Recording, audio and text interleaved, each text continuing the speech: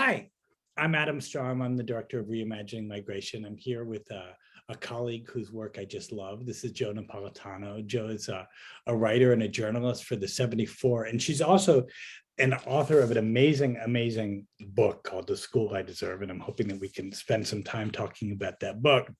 But actually, before I talk about the book, I realize it's probably worth backing up. Jo, you've been writing about kind of the intersection of immigration and education for a long time. Why? So I really started looking at this issue closely back in 2014 when I was a staff reporter for Newsday. By the way, I grew up on Long Island, and a bunch of unaccompanied minors, maybe about 1,500, came to a pretty poor district in Long Island called Hempstead. It's kind of a notorious district, eyed for a state takeover, like shockingly low graduation rates, hovering the 40% range at times.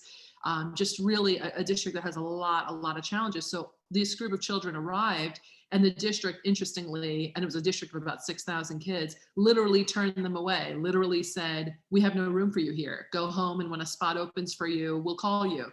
And that went on for months, which of course is breaking every regulation regarding education. Of course, we know that any child living in our community has the right to a public education, regardless of immigration status, as long as they meet the age requirements of the district. So you can't come in at 35, but you can come in at 17 or 18 or 19 or even 20 in many states. But these children were being turned away. So I wrote about that every day almost, or certainly every week for about a year. And it got me thinking, Long Island is a place of 3 million people. There aren't that many unaccompanied minors here, and yet it's caused this big issue. I wonder if unaccompanied children are facing similar problems in other parts of the country. And so I did a clip search on LexisNexis of immigrant and education. I found instances all over the country where kids are being either turned away, discouraged, routed into inferior programs that do not lead to a high school diploma, numerous things, sidetracking them. And I then called I called 37 or 38 of the nation's ACLUs to ask if there was any case coming up that they were fighting on this issue. And I was able to find one that became the topic for this book. Thanks. So were you the education journalist, or is it a story that you just picked up? No, I was an education reporter along with 3 or 4 other great reporters at Newsday who were all wonderful. And we were one of the more experienced teams on the staff. And really all of us were so married to the topic and really cared a lot about it. And so me and Victor Ramos, who's now at the Times, wrote a number of stories about Hempstead and really followed that along. And I was actually the one who called the state's attorney's office and said, isn't this breaking the law? And they were like, well, kind of hemming and hawing. I'm like, what else are you doing if this clear violation is not something that's on your radar? And then they acted and warned all 702 or so districts in the state of New York not to do this, because many had been doing that. So again, we'll get to the book in just a second. But I want to pull on your experiences. You've not only worked on the book, but you have covered cases like you just mentioned, the one at Hempstead, and you've written actually quite a bit about immigration and education at the border and elsewhere. And I'm wondering, as somebody who is not inside education, inside the schools, what do you think that you've learned that people need to know? I think people, including wonderful teachers and really administrators who deeply care about children, despite those characteristics, radically underestimate the ability of children who do not yet speak English. And I mean radically. I'm working on a story right now that should run in the next couple of weeks about how difficult it is, or I should say the poor job we are doing nationally of spotting gifted English language learners, which there are. And I feel like even the notion that exists, what do you mean gifted English language? Or you're gifted, but you don't speak English? How is that? How can those two things be? But they can. And there are actually ways, successful ways to look at new students and screen them for that. And I think that for some people, that's just anathema. People look at their district. I've had people say, and I've heard of people saying, oh, we don't have gifted kids here. They're all Hispanic. They're all new immigrants, as though a new immigrant cannot be quite gifted. In one story I wrote for the 74 several months ago, I wrote about a border school that had cropped up. It was literally south of the border school, it was called the Sidewalk School. And it was kind of put together because volunteers had noticed children were being held at the border for months and going on to years without any schooling. And so they kind of pulled their resources to open a school for the kids. And I had spoken to one young woman, a young girl, 13 years old. I spoke with her through a translator. it was very obvious to me that this child was gifted. I mean, I myself went through all AP programs, all honors programs, Northwestern University. I was a Spencer Education Fellow at Columbia. I know a gifted kid when I spot one, and this child was really exceptional. And that's why her mother had taken her, I want to say from the Northern Triangle, trying to get to the States, because she felt that that was the only school that would be up to her daughter's level. And I think that we really need to look at these kids as like a bell curve of kids, just like any other group of kids. You got some who are Harvard bound and some who aren't, which is fine.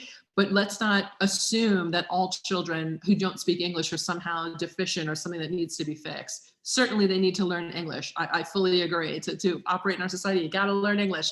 But that doesn't mean that while you are learning English, that you're not also exceptional educationally or intellectually. It's interesting. I was talking to Carola Suarez Orozco. Carola is a scholar of immigration and education. She and I were just speaking today. And we really think one of the most fundamental challenges related to what you're talking about is this frame of immigrant children, the children of immigrants, as EL kids itself. Because obviously people aren't just a language deficit. People come into a school with really full experiences, right? And cultures and identities and lives and strengths and different academic strengths and different academic weaknesses. We're people. Language is really important. And it may be a gateway, but it's only one piece of a child's experience, right? Absolutely. And there are ways to assess a child for giftedness, for example, by removing language as a barrier. And so I'm writing a story you can keep an eye out in the 74. In a couple of weeks, I'll explain how that's done. And I think that's very important because I feel like it's really tragic to me, actually, when we leave that intelligence and potential on the table. We just disregard it, we discount it. And I think all the time about how much more advanced we could be as a country, as a world, if we called upon the intelligence and ability of everyone instead of the select few. And you might remember this about me, but I was actually born in Bogota, Colombia, abandoned at a bus stop a day later, placed in an orphanage where I nearly starved to death before I was randomly adopted to Long Island. I went to a solid public school in the Strom School District and got a nearly full ride to Northwestern University. By the way, my parents split when I was very young. My father was extremely physically violent. I was raised by a single mother with no college education, but because I went to a solid public school and my mother also saw that I was a pretty smart kid and wanted me to live up to my ability, whatever that was, I then got into Northwestern, which I think is like the 11th ranked school in the country. So the beginning of my book is actually called, the preface is called From Columbia to Columbia in 40 Short Years, meaning the nation to the university. You know, it's first, what you just said there is really important, right? I mean, and it's powerful because it's a reminder of the fragility of experience, right? So I actually was going to ask you just about that section of the book as a starting point. So let's talk about that. What are the consequences for you or someone like you who doesn't have that opportunity to get to school? I think the thing we need to remember is the only difference between children who succeed academically and often professionally and children who don't, it's often opportunity. It's not that they're, somehow a child wasting away in an orphanage with their organs shutting down one at a time, as I was somehow not intelligent or could not grow to be an intelligent, achieving person. So I think we really need to just exclude that thought from our minds. The kids we see who are rail thin in Africa running from one conflict to the next, some of those people are geniuses, and they all have something great to add, to their own society, to ours if they move here. And I just think we need to really divorce ourselves, from looking at circumstance and poverty and potential and linking those two. With the assumption that if you're poor or you live in a difficult circumstance, you don't have intelligence, you don't have potential. Another thing too, and this is really interesting, it's a debate in the gifted and talented community within our K through 12 system. Some people believe that children should be assessed for giftedness based on what they know. Other people say, no, because so many of these children have been forced to miss years of schooling as they're running from conflict. So let's not ask them what they know. They haven't had the opportunity to learn those things. Let's tell them something new that they didn't know before. Give them a lesson and then ask them questions about that lesson. Watch how their brain works and interprets that and makes connections. That's a fairer way to assess their intelligence than to ask them something they had no opportunity to learn. So I think we need to kind of widen our scope about what we see as giftedness in children, include music, arts, performing arts, sports, widen the scope of giftedness. and give, truly be fair. And I think, giving a child a passage to read or a lesson to understand and then ask them questions is a lot more fair than asking a kid who was forced to miss 2 years of school, who's coming from Nicaragua, or not Nicaragua, the Northern Triangle, El Salvador, who had no choice but to miss a couple years of school, and ask them this, putting up, that child to a child who's been in school for 2 years. So we need to just really, really rethink what we see in these children. Yeah. And the consequences that you begin to talk about in the early pages of your book are really important. That missing out on education, you wrote it, right, really affects people's life opportunities, their lifespan. Yeah, so deeply. The lifespan. Yeah, say, you know what I'm referring to. Tell people what you. Sure. I mean, there's obviously a massive difference between somebody's earning potential who graduates with a 4-year college degree versus someone who drops out of high school, only graduates high school. I think the statistic that was the starkest to me was looking at the mortality rate, basically, or the age of death for people who graduate a 4-year college versus, those who, I can't remember if it's don't graduate high school or simply graduate high school. I'd have to go back and look, but it was like 10 years. Don't graduate high school. Right, like it's a 10-year difference, and that was really shocking. And you would think, like, why would graduating from college, a 4-year college, make you live 10 years longer, than someone who didn't? But when you have a 4-year degree, you have a better chance at a decent job. You have and that means decent healthcare. It also means that maybe your life stress level might be a little lesser because you have skills you can call on. If you're pulling the feathers off a chicken in a factory, you have the most low skill job, by the way, extraordinarily difficult physically, but a low skill job, you're constantly under the pressure of, I could be fired at any minute. There's really nothing I can do. So you're giving everything you have every day at a job that may not be taking you places, really draining yourself. So it's just a much more difficult life circumstance. Yeah, Mary Waters in her work that she got looking at the kind of the experience of integration talks about something that a lot of people find odd, right? That sometimes second generation people are less healthy than immigrants themselves. And what people have been thinking about, what is the toll that prejudice and inequity puts on a human being's health. So Jo, let's get into the book. So in a way, it's a drama story, right? I mean, but it's a hero story for me, actually. So give us the narrative. Sure. So back in 2015, a number of refugees had arrived to the state of Pennsylvania. And like any child who arrives to our country, they have a right to enroll in their local public school system. But in this district, and by the way, not only this district, many districts across the country, these children were being turned away. They were coming to the high school at age 17 and saying, I'd like to enroll in high school. And many were being told, well, why don't you go to the literacy center? Why don't you go to, or just like, don't pursue this? Or for those who really pushed back and said, no, I want my education. It was my dream of my lifetime as I was living in a refugee camp for 12 years in Chad, Africa. My whole dream was to get an education. So I'm going to persist. And I'm thinking of the girl on the cover of the book named Khadija Issa, who was just that child. And so the district said to her, well, have we got a school for you? And put her in an alternative school that was more typical for children who had flunked out of school, were pregnant, had to join the workforce, had disciplinary issues, academic issues. And so I don't want to cast these children as bad children. I don't believe in bad children, but they were definitely kids who had a reason to have been in that program. Now, these refugees were fresh off the plane. They had no reason to have, they had no disciplinary problems or academic struggle. They hadn't even enrolled in school yet. So to send them to that environment, by the way, this is a high discipline school, physical pat downs, the front and back of your body, wands going over you, no backpacks, no bringing books home from school, no cell phone, no money. It was really, really strict. And kids who really acted out could be taken to the ground in a 5 to 7 point restraint hold, which is pretty shocking to a refugee who's not familiar with any of that. And so to the kids, it felt more like a prison. And that is a term that they used. And they felt it also, and a lot of people, including the ACLU, felt it looked like a prison. It did not, the building itself did not look like school. I spent a day there. I saw some wonderful teachers. I saw some wonderful students, both the refugees and other students. I also saw some pretty aggressive language, things that would not slide and not fly in the regular school. I could definitely understand the refugee stance that this was a pretty hostile environment to be put into. And so They were placed there and pushed through their year of school. One of them was at the top of the class and couldn't speak a word of English. You know, there was a lot of debate over how exactly are they being graded? Why are they being ushered through graduation? I mean, one child, one of the 6 refugees in the heart of the story, this blew me away, did not know he was in the 12th grade or that he was graduating the night that he graduated. And he graduated as this week-long trial was taking place. It was like the trial was, I want to say something like Friday through Thursday or something to that effect. He graduated on like a Monday or Tuesday and did not know he was in the 12th grade.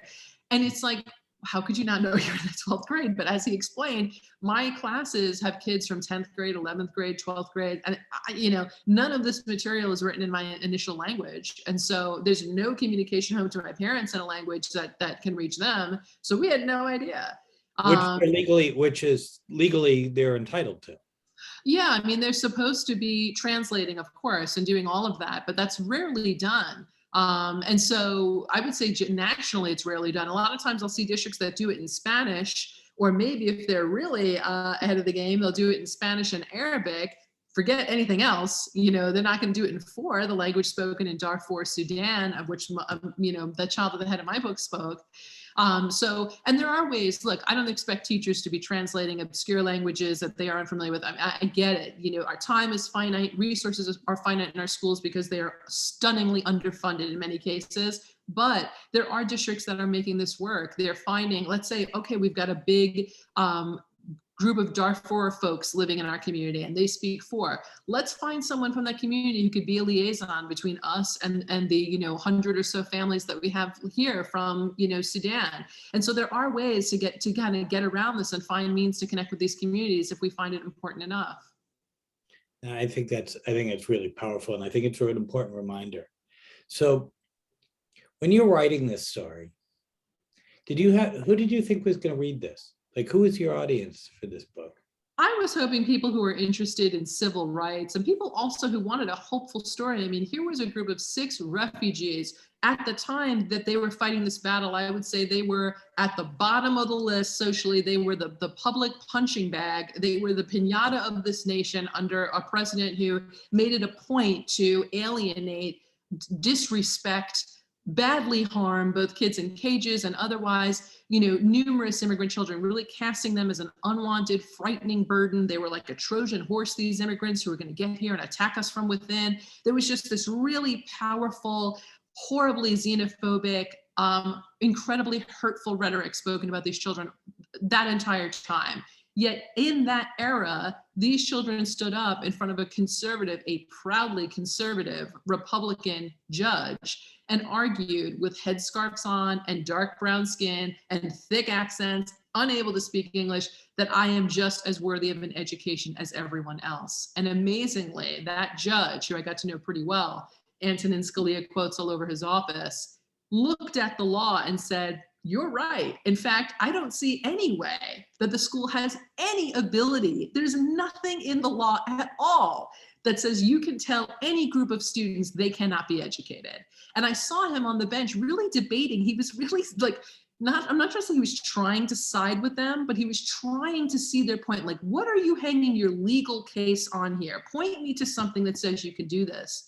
And after looking for it, he couldn't find it.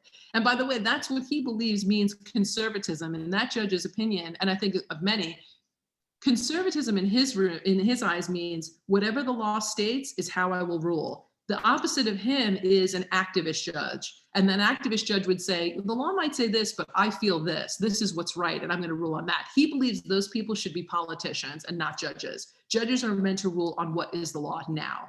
And so that's what he did. And he sided with the kids. So it was just, you know, a remarkable victory.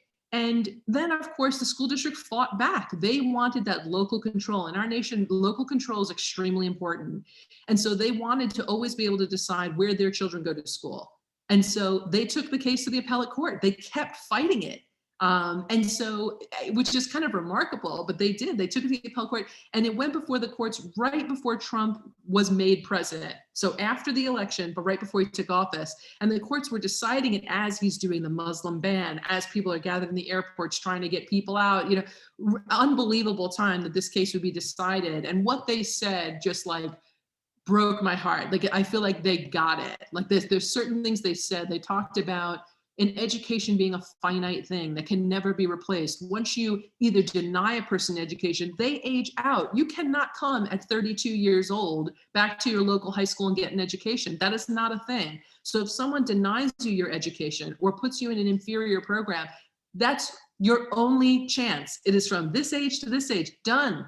And so one of the judges had called it irreparable harm. It cannot be fixed. There's no money you could give to fix this, because we can't be put back into that age. So this is very serious. And when we do that, we do it all over the country. We're really not just hurting the kids and discouraging them, but I think of, all these kids go on to marry someone and have children of their own. The child at the heart of my book, Khadija Isa, gorgeous Khadija, she is now 21 or 22. She's married. She has a beautiful baby. I call her Dr. Zainab because I fully expect her to get her PhD.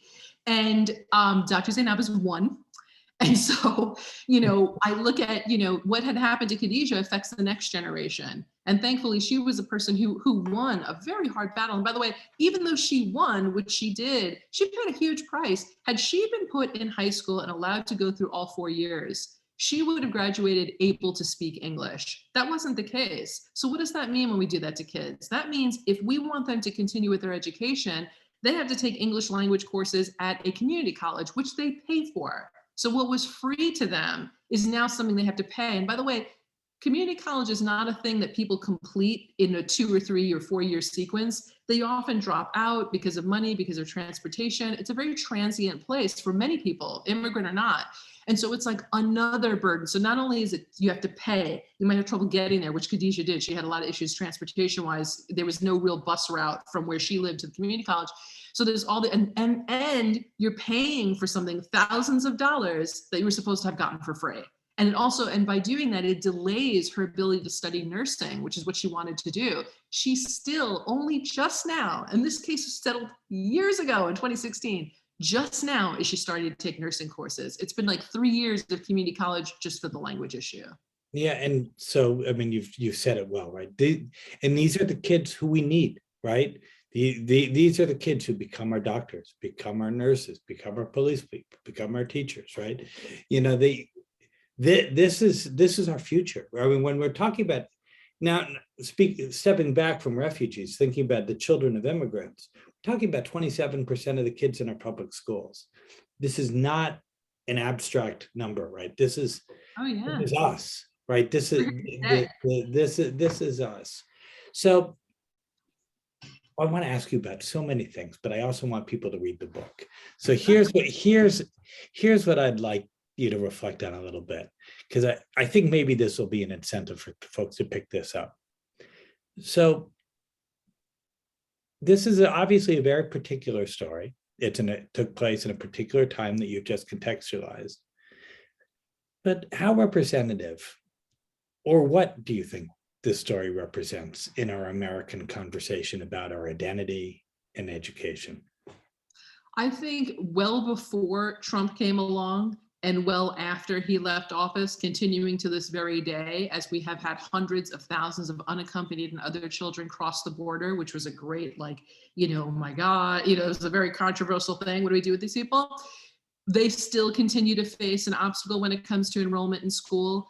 So I feel like this story, is about that moment in time, but this is a continuing issue. I think we have always wrestled as a nation with our feelings about immigrants. Our nation was built by immigrants, but we don't like them. Well, my family got here, but now I want to close the door behind me. We've always had this, push and pull about how much we value immigrants or don't value them. And so I feel like I don't know that is ever going to go away or it's going to go away in my lifetime. I certainly hope it does. I'm certainly working to do that. I want to present a different face of immigration. I want people to think of a starving, bony child starving to death in a crib and think that person to go to Columbia University. That's what I want people to get out of this whole thing. And that Khadija, who is, oh my God, in a refugee camp for 12 years, just in unbelievably difficult circumstances, could come here and pursue nursing, and are we saying we don't need any Arabic speaking nurses? Are we really saying that? And just to give you a little hint about Khadija's intelligence, which is vast and unbelievable, when she finally got to the right high school, she was able to take kind of pre-nursing classes at the high school level. One of the things she had to do, I'll tell you 2 little stories about her. She had to do anatomy quizzes all the time on parts of the body and muscles you and I don't know. I don't know what the tiny little muscle right here, but I have no idea what that's called. Khadijah had to learn You all don't? No, I'm kidding. I don't. So, but there are things I've never heard of in my life. Khadijah was quizzed on those things, and she was so adamant that she gets them all right that she would keep taking and retaking the quizzes until she scored 100. Another little lesson about Khadijah, one of the things she had to do at the high school was she had to learn to undress a dummy laying on like a gurney. And because there is a proper way to do that for modesty, when you're in a hospital and you have to deal with someone who really can't move.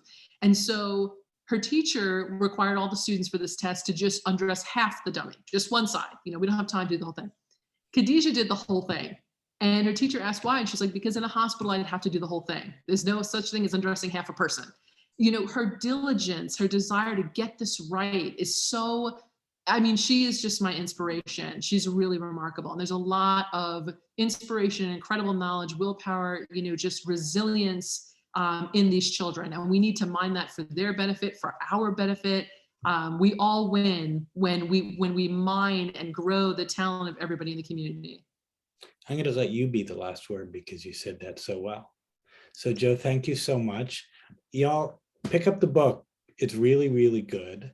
I really think it'll open your eyes to really the power of young people, because I will tell you, as somebody, I didn't give you the last word, but as somebody who thinks a lot about young people's civic empowerment, this is one of the most powerful stories of young people who the odds are totally stacked against them, speaking up for the rights and making a difference. To me, this is what civic education should look like. So thank you, Jo. Thank you. You're welcome. Talk to you soon.